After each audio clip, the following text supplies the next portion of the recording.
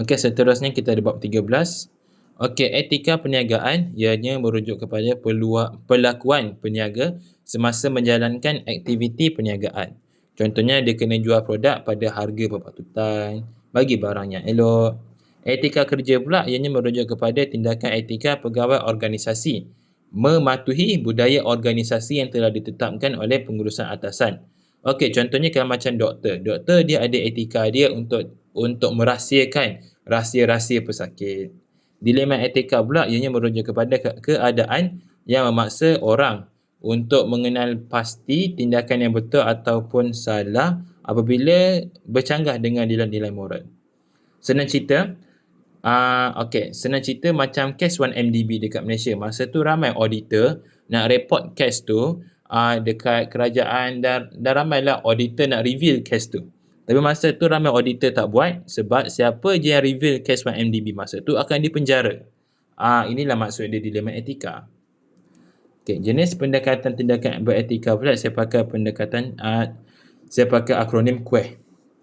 Keadilan, utilitarian, individualisme dan juga hak moral. Okey, utilitarian pula ianya merujuk kepada dia menilai kesan gelagat dan juga keputusan individu yang memberi kebaikan kepada pihak lain. Dan juga tindakan yang dipilih mesti beri kebaikan kepada majoriti masyarakat. So, jadi untuk utilitarian, ingat beri kebaikan kepada majoriti masyarakat. Individualisme pula ianya merujuk kepada kebaikan jangka panjang kepada individu dianggap betul. Sebab kenapa? Apabila semua orang jaga kepentingan sendiri, mereka dapat capai kepentingan secara bersama apabila mereka bertoleransi sesama sendirilah. Pendekatan hak moral pula ianya merujuk kepada setiap individu itu ada hak asasi. So jadi keputusan organisasi tak bolehlah mencabuli hak asasi pekerja-pekerja ataupun manusia. Ya, sebab itu juga keputusan yang beretika dianggap sebagai langkah yang terbaik untuk mengekalkan hak asasi manusia. Keadilan pula ianya merujuk kepada pembuatan keputusan berasaskan kesamarataan. Okey, kalau untuk faktor yang mempengaruhi pendekatan tindakan beretika oleh pengurus, saya pakai akronim Q. Kekuatan pegangan agama pengurus, ekonomi dan juga undang-undang yang wujud. So, jadi apabila pengurus tu dia warak, dia dekat dengan agama dia akan buat pendekatan tindakan beretika yang dapat beri kebaikan kepada semua orang.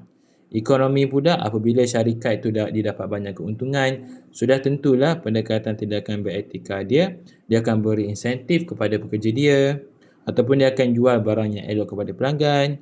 Kalau undang-undang yang wujud pula, sebab pengurus tu takut didakwa, dia akan follow undang-undang Malaysia.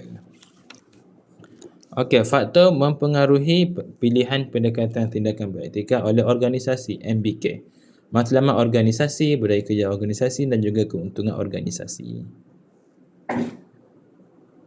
Okey, kalau untuk matlamat organisasi ni, sebab matlamat kan jadi hala tuju organisasi kan.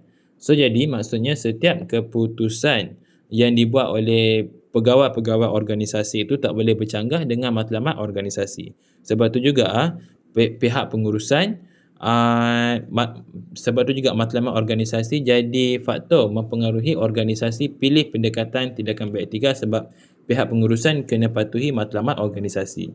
Budaya kerja organisasi pula. Kalau budaya kerja dia beretika tinggi, sudah tentu pendekatan dia pun beretika tinggi. Keuntungan organisasi pula. Kalau company yang banyak untung, biasanya dia akan pilih perniagaan, biasanya dia akan menjalankan perniagaan yang beretika untuk tingkatkan kepercayaan masyarakat terhadap organisasi. Okey, kalau jenis-jenis jenayah kola putih sebagai akronim RPK. Rasuah, penyimpangan dan semua ni lah. Okey, rasuah ianya merujuk kepada kita terima ataupun beri suapan untuk kita mengubah keputusan rasmi organisasi. Okey, ianya merujuk kepada salah guna kuasa yang digunakan untuk mendapat habuan peribadi. Okey, kalau macam untuk jenis-jenis rasuah ni saya tak hafal sebab saya rasa tak keluar kot. Memang tak pernah keluar langsung soalan tu pun. Okey. Lepas tu pula penyelewengan ianya merujuk kepada salah guna harta ataupun wang dengan curang. Okey. Penyelewengan ni juga ianya merujuk kepada apabila orang tu diberikan kuasa sah terhadap harta ataupun wang yang diamanahkan kepadanya ketika diseleweng. Maksudnya orang tu dia diamanahkan untuk jaga harta dan wang tersebut, tapi disalahguna. Itu baru kita panggil sebagai penyelewengan. Pecah amanah pula ianya merujuk kepada apabila orang tu diberi kuasa untuk menjalankan tugas, tapi dia utamakan kepentingan peribadi berbanding kepentingan tugas. Itu pecah amanah. Penyalahgunaan kuasa ianya merujuk kepada orang tu langgar peraturan untuk keputusan untuk kepentingan diri. Dan biasanya penyalahgunaan kuasa ni dia ada kuasa yang luas dan juga pengetahuan dalam syarikat. Okey, untuk penyalahgunaan kuasa ni contohnya macam auditor, contohnya macam accountant yang dah lama bekerja dekat syarikat tu kan. Dia masukkan duit-duit syarikat tu dalam akaun dia. Dan dia dapat tutup dia punya kesalahan tu sebab dia mahir dalam accountant. So, jadi dia dapat ubah rekod-rekod kewangan syarikat. Itu penyalahgunaan kuasa.